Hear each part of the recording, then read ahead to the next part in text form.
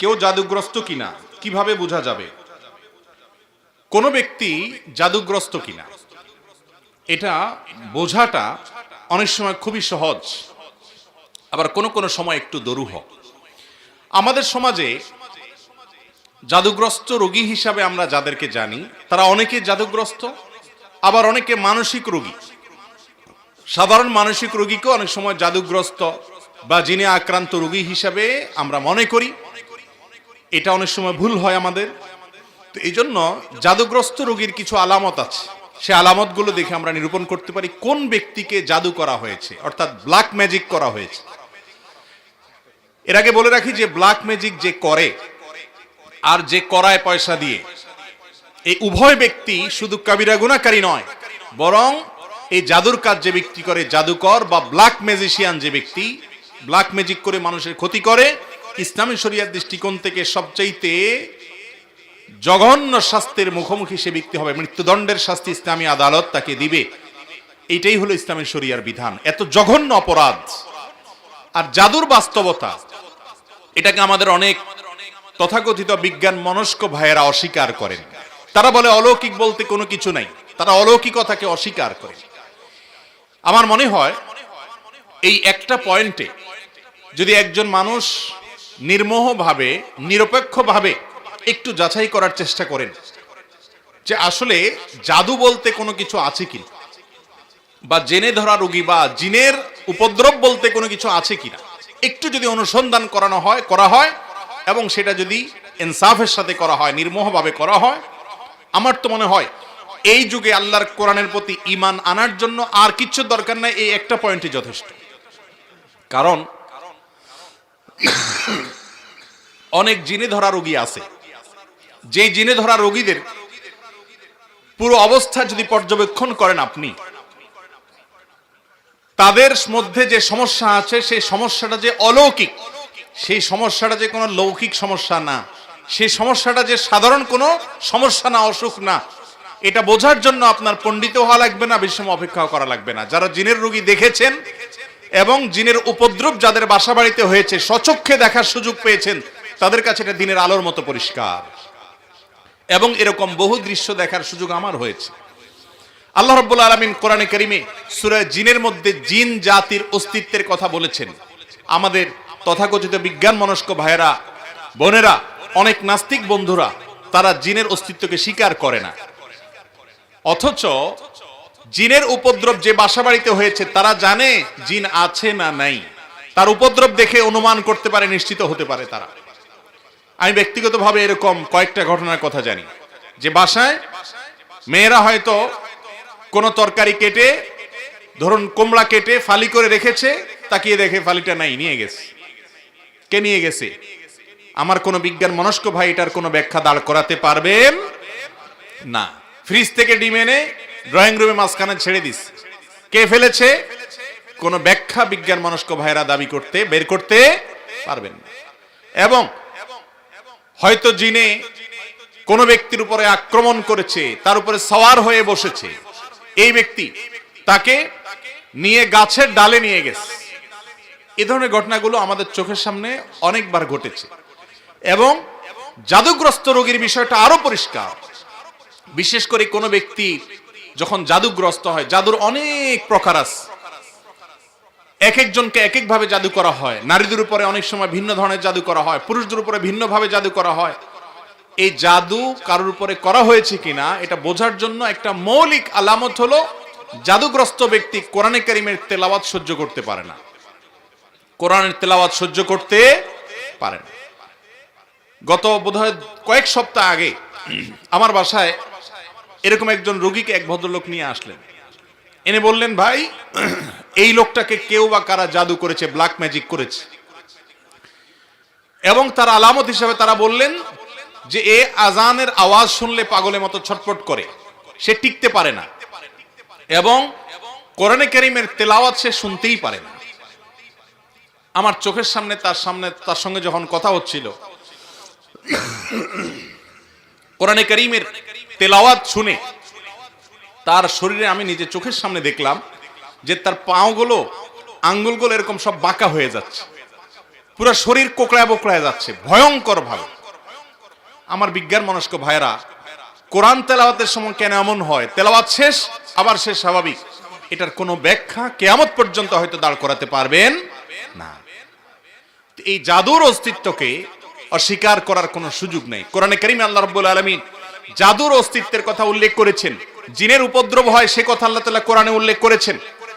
এই জন্য কোন ব্যক্তি জাদুগ্রস্ত কিনা এটা বোঝার জন্য একটা মৌলিক আলামত হলো কোরআনে কারীমের তেলাওয়াত সাধারণত জাদুগ্রস্ত রোগী সহ্য করতে পারে না এবং অস্থির হয়ে যায়, কখনো শরীর ফুলে ওঠে, কখনো ছটফট করে, কখনো সে তেলাওয়াত বন্ধ করার জন্য তার যত জোর আছে তত জোর দিয়ে চেষ্টা করে।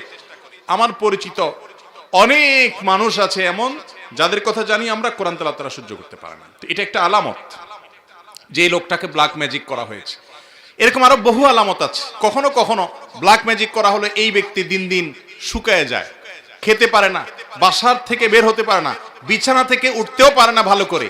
এমনিতে তার মধ্যে কোনো রোগ নেই। গত জুমার আগের জুমার সম্ভবত এরকম এক রোগীর কাছে এক ভদ্রলোক আমাকে নিয়ে গেলেন। তার দেশে দেশের বাইরে বিভিন্ন নামি দামি হাসপাতালে ট্রিটমেন্ট করেছেন, অনেক বড় বড় ডাক্তার দেখিয়েছেন, তার কোনো রোগ ধরা পড়ে না, কোনো ডায়াগনোসিস হয় না। তার সমস্যা হলো তিনি বিছানা থেকে উঠতেই পারেন না, দুর্বল হয়ে পড়ে থাকেন এবং সমস্ত ট্রিটমেন্ট করার পর খোলাসা আসলো তার শরীরে আসলো তেমন কোনো রোগই নেই। ভাইরা আমার, এই ধরনের সমস্যা আজকাল আমাদের ঘরে ঘরে অহরহ হচ্ছে। তো এই জাদু যেটা দিন দিন আমাদের সমাজে বেড়ে চলেছে, মূলত এখানে শয়তানের আশ্রয় নেওয়া হয় এবং কুফরি কালাম পাঠ করা হয়। এগুলোর মাধ্যমে মানুষের ক্ষতি করতে পারে। আল্লাহ রাব্বুল আলামিন সে অপশন রেখেছেন, এটা এক ধরনের পরীক্ষা, আল্লাহর বিভিন্ন হিকমা আছে এর পিছনে। তো যাই হোক, তো এই ধরনের জাদুগ্রস্ত ব্যক্তি যদি ধরা পড়ে, এই ব্যক্তির ট্রিটমেন্ট কি সেটা বলার আগে আরো কয়েকটা আলামত বলি। অনেক লোক আছে যাদের উপরে জিনের উপদ্রব হয়, জিন সাওয়ার হয়। জিন সাওয়ার হওয়ার একটা বড় আলামত হলো বেশি বেশি হাই তোলা, প্রয়োজনে অপ্রয়োজনে অনবরত হাই তুলতে থাকে। আমার এক নিয়ারেস্ট আত্মীয়কে, ছোট বাচ্চা মানুষ, আমি দেখেছি যে অনবরত মিনিটে মিনিটে হাই কোনোভাবে বন্ধ করা যায় না, হা করে থাকে, সারাক্ষণ সে হাই তুলতে থাকে এবং তার ঝিমানি আসতে থাকে। এটা এক প্রকার আলামত দুষ্ট জিনের উপদ্রব কারোর উপরে হওয়া। এর পাশাপাশি চোখ দিয়ে অনবরত পানি পড়তে থাকার অনেক আলামত আছে। বিশেষ করে যারা শরঈ ঝাড়ফুঁক করেন এই সমস্ত লোকেরা এগুলো ভালো বলতে পারবেন। আমি মৌলিক কয়েকটা আলামত বললাম, এই সম্পর্কে আমি এক্সপার্ট না। এই জন্য যেগুলো আমার চোখের সামনে দেখেছি, বিভিন্ন অভিজ্ঞ ব্যক্তিরা অভিজ্ঞতার আলোকে লিখেছেন এবং বর্ণনা করেছেন, সেগুলো আলোকে কয়েকটা আলামত বললাম। জাদু থেকে বেঁচে থাকার জন্য সাধারণভাবে আমাদের আমল হলো সকাল সন্ধ্যার দোয়াগুলো বেশি বেশি করে পড়া। আমরা একটা ছোট্ট বই লিখেছি, সকাল রাসূলুল্লাহ সাল্লাল্লাহু আলাইহি ওয়াসাল্লামের সকাল সন্ধ্যার দোয়া ও জিকির। এই বইটা আস-সুন্নাহ ফাউন্ডেশনে অর্ডার করে যে কোনো জায়গা থেকে পাওয়া যেতে পারে। এই বই ছাড়া আরো বিভিন্ন হিসনুল মুসলিম আছে, আরো বিভিন্ন বই আছে দোয়ার, সেগুলোতে সকালে এবং সন্ধ্যা নবী সাল্লাল্লাহু আলাইহি ওয়াসাল্লাম যে দোয়াগুলো পড়তেন, এর মধ্যে বিশেষ করে কয়েকটা দোয়ার কথা বলি। নাম্বার 1, সূরা ইখলাস কুল হুয়াল্লাহু সূরা 3 বার, সূরা ফালাক 3 বার, সূরা নাস 3 বার সকালে, আবার সন্ধ্যায় 3 বার 3 বার করে আসরের পরে বা মাগরিবের পরে পড়বেন। আরেকটা দোয়া হলো আউযু বিকালিমাতিল্লাহি তাম্মা ওয়া মিন শাররি কুল্লি শাইতানিন ওয়া হাম্মা ওয়া মিন কুল্লি আইনিন লাম্মা। এটা বেশি বেশি করে পড়া। এর মাধ্যমেও ব্ল্যাক ম্যাজিক এবং দুষ্টজনের উপদ্রব থেকে বাঁচা যায়। এছাড়া দুষ্টজনের উপদ্রব থেকে বাঁচার জন্য আলাদা অনেকগুলো আমল আছে। একটা ভিডিওতে আমরা বলেছি 15টি আমল আছে। বাসা বাড়িতে সাধারণত টয়লেটে এদের অবস্থানটা বেশি থাকে, পেশাব ময়লা ইত্যাদি বেশি থাকলে সেখানে থাকে, এবং নানা রকমের প্রাণীর ছবি ইত্যাদি টাঙানো থাকলে সেখানেও হয়, আরো অনেক কারণে হয়। এগুলো থেকে বাঁচার জন্য বাসায় প্রবেশের সঙ্গে বিসমিল্লাহ বলে প্রবেশ, আবার বের হওয়ার সময় বিসমিল্লাহ বলে বের হওয়া, এগুলো হলো এদের উপদ্রব থেকে বাঁচার উপায়। খাবার গ্রহণ করার সময় বিসমিল্লাহ এবং যে কোনো ভালো কাজের শুরুতে বিসমিল্লাহ। এরকম আরো অনেক আমল আছে। এই আমলগুলোর মাধ্যমে বিশেষ করে জাদু থেকে বাঁচার জন্য সূরা ফালাক নাস নাজিল হয়েছে। আমাদের সঙ্গ নবী করিম সাল্লাল্লাহু আলাইহি সাল্লাম, তাকে একজন ইহুদি, তার নাম ছিল লাবিদ ইবনে আসম, এই দুষ্ট লোকটা জাদু করেছে। নবী সাল্লাল্লাহু আলাইহি সাল্লাম অসুস্থ হয়ে পড়েছেন, এমন অসুস্থতা যে কোনো ডাক্তারের ট্রিটমেন্টে কোনো উপকার হচ্ছে না, কোনোভাবে কোনো রোগ ধরা পড়ছে না। পরবর্তীতে আল্লাহ রাব্বুল আলামিন দুজন ফেরেশতা পাঠালেন। তারা দুজনের একজন তার পায়ের কাছে, আরেকজন মাথার কাছে দাঁড়িয়ে একজন অপরজনকে জিজ্ঞাসা করছেন লোকটার কি হয়েছে। তখন অপরজন জবাবে বলছেন তাকে জাদু করা হয়েছে, সাধারণ কোনো রোগ না। তখন জিজ্ঞেস করলেন যে কে জাদু করেছে, বললে অমুক জাদু করেছে নাম সহকারে। কি দিয়ে জাদু করেছে? তার চুল দিয়ে জাদু করেছে। কোথায় আছে? অমুক কূপের নিচে আছে।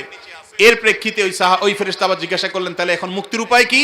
তখন বললেন এই কুল হুয়াল্লাহু আহাদ, কুল আউযু বিরাব্বিল ফালাক, কুল আউযু বিরাব্বিন নাস। বিশেষ করে কুল আউযু বিরাব্বিল ফালাক এটা এবং কুল নাস, এই দুটি সূরা জাদু থেকে মুক্তির জন্য অসম্ভব উপকারী আমল।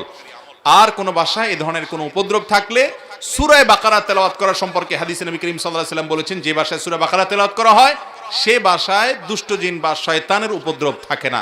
আল্লাহ তাআলা হেফাজত করেন। এবং এই আমলগুলো আল্লাহর কসম করে বলেছি, আমি ব্যক্তিগতভাবে বহুবার অ্যাপ্লাই করেছি, আমল করে দেখেছি, সাথে সাথে উপকার পাওয়া যায়।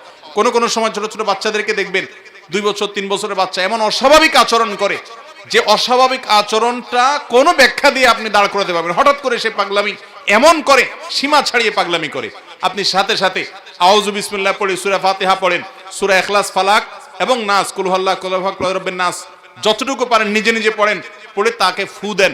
আউযু বিকালিমাতিল্লাহি তাম্মা অমিন শাররি কুল্লি শাইতানিন ওয়াহাম্মা অমিন কুল্লি আইনিল লাম্মা, দোয়াটা পড়ে পারলে ফু দেন।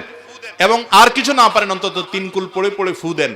সাথে সাথে ইনশাআল্লাহ আপনি দুষ্টজনের উপদ্রব থেকে বাঁচার আলামত নমুনা পাবেন। আর কিছু না পারেন সূরা বাকারার তেলাওয়াত, কোরআনে কারীমের তেলাওয়াত অনলাইন থেকে, ইউটিউব থেকে খুঁজে বের করে চালু করে দেন। সাথে সাথে দেখবেন যদি ওই জাতীয় সমস্যা হয়ে থাকে, দেখবেন সে শান্ত হয়ে গেছে। এবং এটাও ব্যক্তিগতভাবে আমি বহুবার আমল করে দেখেছি। অতএব ব্ল্যাক ম্যাজিক এখন ঘরে ঘরে, দুষ্টজনের উপদ্রব এখন ঘরে ঘরে, যারা সাফার করছে তারা জানেন। আমাদের সবাইকে নবী করিম সাল্লাল্লাহু আলাইহি ওয়াসাল্লামের শেখানো আমলগুলো করতে হবে।